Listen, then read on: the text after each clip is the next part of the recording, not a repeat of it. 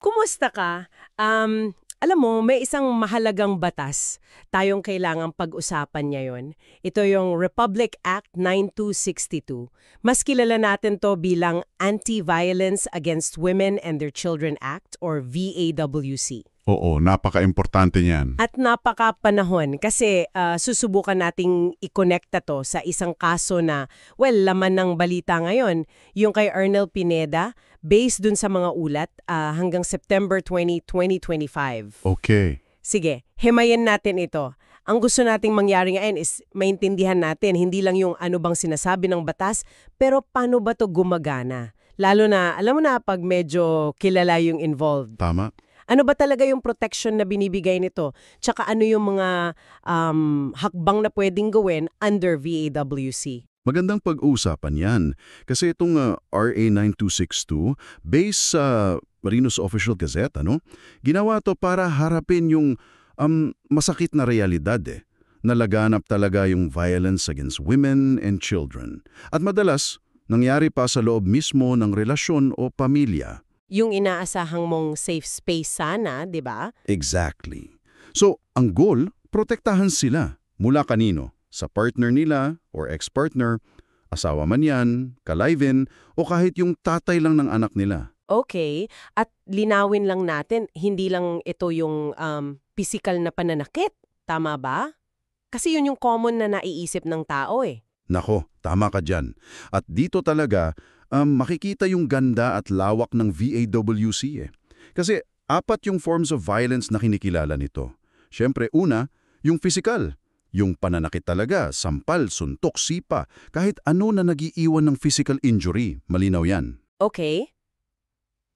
Obvious yun. Ang alawa, yung sexual na karahasan. Sakop nito yung, alam mo na, rape, sexual harassment, pati yung pamimilit manood ng porno or gumawa ng act na labag sa loob.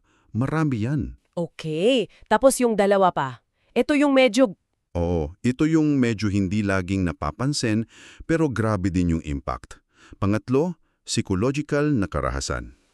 Ito yung sa emotional at mental. Oo, ito yung mga acts na sumisira sa emotional state, sa mental health ng biktima.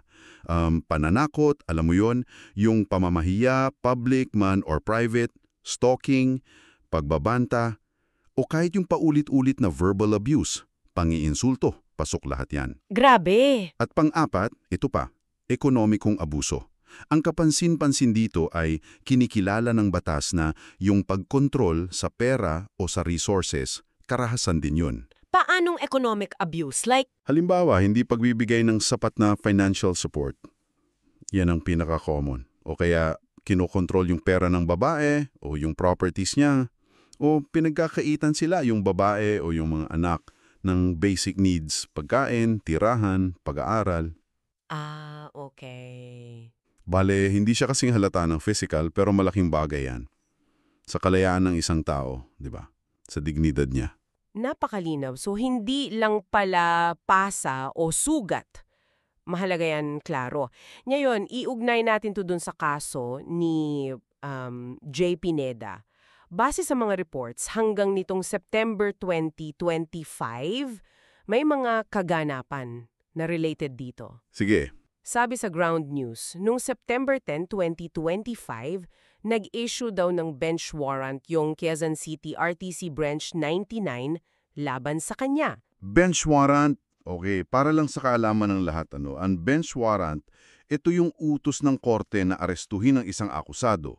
Kadalasan ini-issue to pag yung akusado hindi sumipot sa isang importanteng hearing sa korte at walang valid reason. Tama. At yung ugat nga nitong warrant, ayon naman sa Manila Bulletin, yung kasong isinampa ng estranged wife niya. Sa ilalim mismo ng VAWC Act, ang mga allegations daw, emotional abuse, psychological abuse, public humiliation, at saka yung hindi raw pagbibigay ng sapat na financial support. Ayan na. Kita mo, diretso yung mga allegations, psychological, economic abuse, pasok dun sa types of violence na sakop ng VAWC na pinag-usapan natin kanina. Oo nga, no? Ito yung example na hindi lang physical yung tinitignan ng batas na to. Tapos, dito nagiging mas interesante. Sabi pa rin sa ground news, yung dahilan daw nung pag-issue ng warrant, yung hindi raw pagdalo ni G. Pineda sa mga naunang hearings. Kasama na daw dapat doon yung arraignment. Yung arraignment, napaka-critical niyan sa proseso eh. Kasi dito formal na binabasa sa akusado yung mga kaso laban sa kanya. Tapos tatanungin siya, guilty ka ba o not guilty? Kailangan nandun yung akusado. Mandatory yun. So, yung hindi pag-attend, yun yung nag-trigger ng warrant. Malamang, yun yung naging basehan ng korte. May report pa sa Manila Bulletin, sinubukan daw iserve nung sheriff yung warrant nung September 12, pero hindi raw siya mahanap sa address niya. Nakalagay din doon na yung piyansa, yung bail, para daw sa kasong ito is P72,000. Okay, yung piyansa. Ito yung pera na dinedeposit sa korte para pansamantalang makalaya yung akusado habang nililitis yung kaso para siguradong haharap siya sa mga susunod na hearing. Yung amount, depende yan sa bigat ng kaso, sa discretion ng judge. Samantala, nabanggit naman sa Inquirer Entertainment na yung kampo ni G. Pineda, through his lawyers, nag-request daw na i-defer, ipagpaliban muna yung arraignment. So yun yung mga facts, kumbaga, based sa mga lumabas na report. Pero para maging fair din, mahalaga ring ilahad natin yung side naman ng kampo ni G. Pineda. Base naman ito sa report ng Metal Wani, uulitin ko lang reporting lang to ng sinabi nila according to source, hindi ito endorsement or confirmation. Sige, ano daw ang sabi nila? Tinanggi daw ng management niya yung mga akusasyon, ang sabi raw, false and retaliatory. Hindi daw totoo at ganti lang daw. Gante. May binanggit ba sila kung bakit nasabi nilang gante? Oo, sabi pa rin sa Metlawani, nauna daw kasing magsampa ng kasong adultery si G. Pineda laban sa asawa niya. So, sinasabi nila na baka raw, alam mo na, may connection yun, na parang sagot lang itong VAWC case sa naunang adultery case. Okay. May ganung anggulo pala. Ano pa yung ibang points nila? Tungkol naman dun sa economic abuse sa financial support, sabi daw nila, ayon pa rin sa Metlawani, na tuloy pa yan daw ang suporta ni G. Pineda sa mga anak nila. At dinagdag pa raw na yung asawa niya may sarili naman daw kita every month galing sa mga properties ni G. Pineda. Kahit daw hindi sila okay. Okay. At huli, ang gusto daw ni G. Pineda is maayos sana lahat ng private para maprotektahan daw yung mga bata sa media attention. Okay, malinaw. Importante ngang marinig kahit base pa lang sa reports yung both sides. Tama. At kung ikokonekta natin to sa mas malaking konteksto, dito natin makikita kung gaano nagiging komplikadong minsan ang VAWC cases, lalo na pag may mga naunang away or may ibang kaso involved. Oo nga. Sa mata ng batas kasi, kailangan tingnan yung merits ng VAWC case mismo. Yung ebidensya para doon, yung issue ng bench warrant for example, hiwalay na usapin yun Tungkol yun sa pagsunod sa court process. Yung hindi pagdalo sa hearing, may consequence talaga yun sa batas. Ano man yung kaso mismo. Gets ko. Ngayon, purely hypothetical lang to hindi tayo nagja-judge dito sa specific case na to. Pero kung sakali lang, na mapatunayan sa korte yung mga alegasyon ng VAWC, ano ba ang mga posibleng mangyari under the law? Well, based mismo sa AI 9262, may mga parusa talagang nakalatag. Pwedeng makulong yung mapatunayang guilty.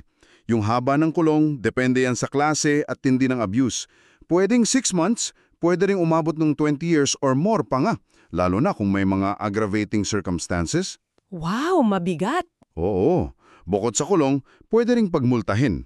At ito pa, ang isang importante, madalas inuutusan din ng korte yung akusado na mag-undergo ng mandatory psychological counseling o kaya psychiatric treatment.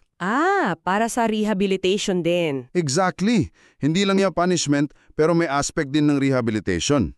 Pero siyempre, linawin natin, mangyayari lang yan lahat kapag may conviction na guilty beyond reasonable doubt, sabi nga, pagkatapos ng buong proseso sa korte. Salamat sa paglilinaw. Mahalaga yung mga detalyeng yan para maintindihan natin yung bigat ng batas.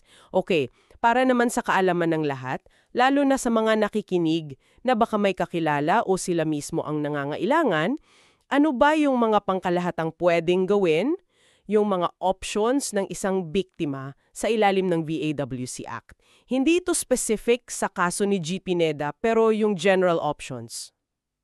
Marami actually. At mahalagang malaman to. Isa sa pinaka-crucial ay yung protection orders. Ito yung utos galing sa barangay or korte para protektahan yung biktima, para hindi na maulit yung abuso. Protection orders. Paano to? May iba't ibang klase ba to? Meron. Una, may Barangay Protection Order or BPO. Mabilis lang tumakuha sa punong barangay o kahit sa kagawad. Valid siya for 15 days. Ang utos usually lumayo yung respondent, yung inaakusahan, sa biktima. 15 days lang. Paano kung kailangan pa ng protection afternoon? Pwede nang dumulog sa korte para kumuha ng Temporary Protection Order or TPO. Ito, 30 days naman ang validity. Pagkatapos niyan, magkakaroon ng hearing, bibigyan ng chance both sides. Then, pwede nang mag-issue ang korte ng Permanent Protection Order or PPO. Permanent, so wala ng expiration. Oo, wala ng expiration. At mas malawak na yung pwedeng iutos dito. Pwedeng bawal lumapit sa bahay, sa work, sa school ng biktima. Pwedeng alisin yung custody ng bata sa respondent temporarily. Pwedeng utusan magbigay ng support, bawal mangharas, bawal kontakin yung biktima. Marami. Ang galing! Bukod sa protection orders, ano pa? Pwede ring magsampa ng kriminal na reklamo. Dito napapasok yung mga parusang kulong at multa na napag-uusapan natin. Isasampa mo to sa piskalya, sa prosecutor's office. Sila yung mag-iimbestiga kung may sapat bang ebidensya para dalhin yung kaso sa korte. Pwede bang humingi ng danyos? Yung financial compensation? Pwedeng magsampa ng hiwalay na sibil na aksyon para maningil ng danyos aktwal, moral, exemplary damages dahil doon sa pinsalang natamo. Dito rin pwedeng humingi ng utos para sa regular na financial support para sa biktima at sa mga anak. Minsan, sinasabay na to sa criminal case.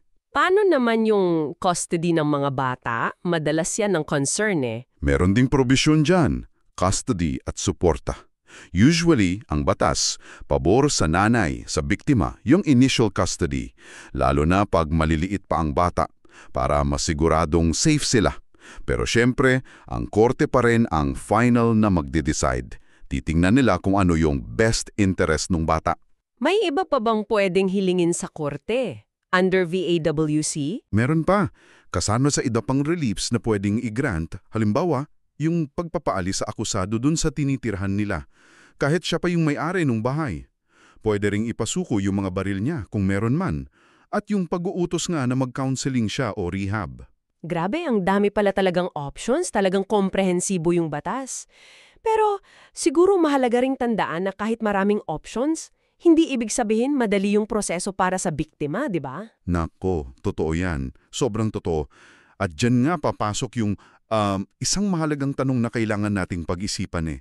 Ano kaya yung mga specific na challenges, lalo na sa pagpapatunay ng psychological or economic abuse? Kasi madalas, wala talagang physical na ebidensya eh. Walang pasa, walang medical record. O nga, paano mo ipapakita yung emotional damage o yung epekto ng hindi pagsuporta? Exactly. Paano mo ipepresent yan sa korte? At lalo pa sigurong nagiging kumplikado yan pag yung kaso high profile, nasa mata ng publiko, parang bawat kilos, bawat salita, sinusuri, binibigyan ng kahulugan. Napakagandang tanong niyan para sa ating lahat na pagnilayan. At para sa iyo na nakikinig, ano kaya ang tingin mo dito? Ano yung insights mo? Paano ba masisiguro na makakamit yung hustisya sa ganitong mga kaso? Yung hindi laging kitang-kita yung ebidensya ng abuso. Bilang buod lang siguro itong Republic Act 9262, yung VAWC Act, napakahalaga nitong batas. Kinikilala niya at nilalabanan yung iba't ibang klase ng violence, physical, sexual, psychological, at economic na dinaranas ng mga babae at mga anak nila sa loob ng isang relasyon.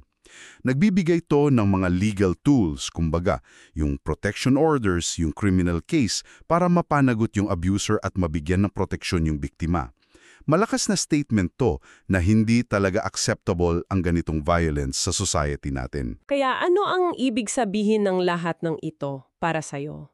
Siguro isang bagay na pwede mong pag-isipan pa, sa mga kasong ganito na nakakakuha ng public attention, paano kaya natin mababalance? Yung karapatan sa privacy ng mga involved, lalo na yung mga bata, versus yung, lehitimong interes ng publiko na malaman yung totoo at makita na gumagana yung batas, lalo na ang isang mahalagang batas gaya ng VAWC? Malalim yan. Anyway, huwag kalimutang mag-subscribe para lagi kang updated sa mga susunod pa nating paghimay na issue na mahalaga sa'yo. At para lang sa clarity, yung mga impormasyon na ginamit natin sa usapang ito, galing po sa official text ng RA 9262 mula sa officialgazette.gov.ph para sa detalye ng batas. Oo. At yung mga detalye naman tungkol dun sa kaso ni J. Pineda, base yan sa mga ulat mula sa Ground News, Manila Bulletin, Inquirer Entertainment, at Metalwani. Lahat yan as of September 20, 2025. Mahalaga lang tandaan na yung mga pangyayari sa kaso pwede pang magbago after ng petsang yan. Ang tinalakay natin ay base lang sa mga reports na available nung panahong yon.